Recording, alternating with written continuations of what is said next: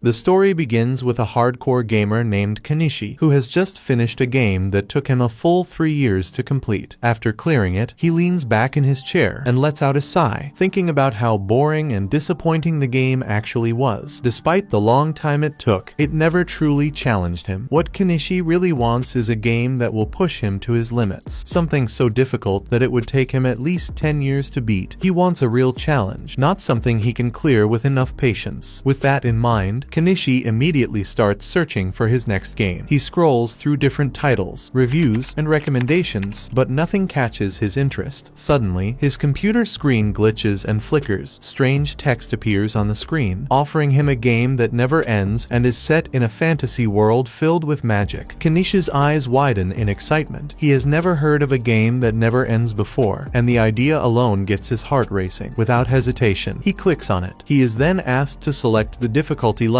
The options range from easy mode to hard mode, which already seems standard and uninteresting to him. However, as he scrolls down further, he notices an extra option at the bottom called Hell Mode. This is something he has never seen in any game before. His excitement skyrockets as he realizes that this might finally be the challenge he has been looking for. Without a second thought, he selects Hell Mode. Next, he chooses the Summoner class and confidently clicks the Start button. The moment he does, something strange happens.